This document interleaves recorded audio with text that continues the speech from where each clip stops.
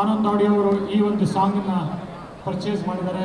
ಒಂದು ಯಾವುದೇ ಒಂದು ಯುವಕರಲ್ಲಿ ಒಂದು ದಾಖಲೆಯ ಒಂದು ರೇಟಲ್ಲಿ ಈಸ್ ಬಾಟ್ ಇಟ್.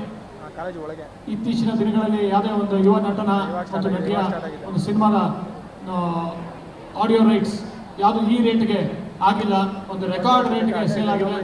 ಮತ್ತು ಇದು ಒಂದು ಸಿನಿಮಾ ಮ್ಯೂಸಿಕಲ್ ಆಗಿರೋದ್ರಿಂದ ಅವ್ರಿಗೂ ತುಂಬ ಇಷ್ಟಪಟ್ಟು ಕೊಂಡ್ಕೊಂಡಿದ್ದಾರೆ. ವಿಷ್ಣು ಆನಂದೋಡಿ ಅವರು ಬನ್ನಿ.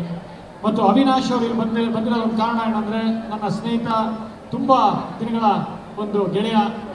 ಮತ್ತು ಒಂದೇ ಒಂದು ಸ್ಮಾಲ್ ಒಂದು ಇನ್ಸಿಡೆಂಟ್ ಹೇಳ್ಬಿಡ್ತೀನಿ, ಆಮೇಲೆ ಸಾಂಗನ್ನು ರಿಲೀಸ್ ಮಾಡೋಣ.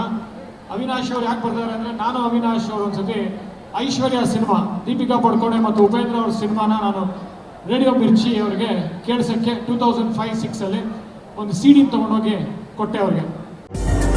ನಮ್ಮ VNU ಡಿಸೈನ್ನಲ್ಲಿ ನಿಮ್ಮ ಮನೆಯನ್ನ ಸುಂದರವಾಗಿ ಕಾಣುವಂತೆ ಹಾಗೂ ಅಡುಗೆ ಮನೆಯನ್ನ ಹೊಸ ಡಿಸೈನ್ಗಳೊಂದಿಗೆ ಆಕರ್ಷಕವಾಗಿ ಕಾಣುವಂತೆ ಮಾಡಲಾಗುವುದು. ಹೊಸ ಜೀವನ ಶೈಲಿಯಲ್ಲಿ VNU ಡಿಸೈನ್ನಿಂದ ನಿಮ್ಮ ಮನೆಯನ್ನ ಸುಂದರಗೊಳಿಸಲು ಹಿಂದೆ ಸಂಪರ್ಕಿಸಿ 7789949494, ಬೊಮ್ಮಸಂದ್ರ ಸರ್ಕಲ್, ವರ್ತೂರ್ ರೋಡ್, ಸರ್ಜಾಪುರ ಹೋಬಳಿ, ಆನೇಕಲ್ ತಾಲೂಕು, ಬೆಂಗಳೂರು. ಅವಾಗ ರೇಡಿಯೋ ಮಿರ್ಚಿ ಅವರು ಹಿಂದಿ ರೇಡಿಯೋ ಸ್ಟೇಷನ್ ಆಗಿತ್ತು.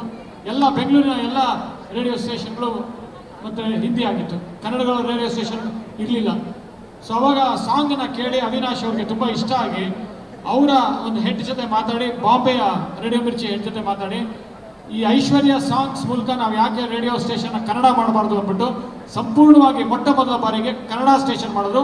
ಅದಾದ ನಂತರ ಎಲ್ಲ ರೇಡಿಯೋ ಸ್ಟೇಷನ್, ಹಲವಾರು ರೇಡಿಯೋ ಸ್ಟೇಷನ್ ಕನ್ನಡ ಆಯಿತು ಐಶ್ವರ್ಯ ಮೂಲಕ. ಅದೊಂದು ದೊಡ್ಡ ಟ್ರೆಂಡ್ ಸೆಟ್ ಆಯಿತು. ಅದೇ ಕಾರಣಕ್ಕೋಸ್ಕರ ಇವತ್ತು ಗೌರಿ ಆಡಿಯೋ ರಿಲೀಸು ಅವಿನಾಶ್ ಬಂದು ಮಾಡ್ತಾರೆ. Thank you Avinash.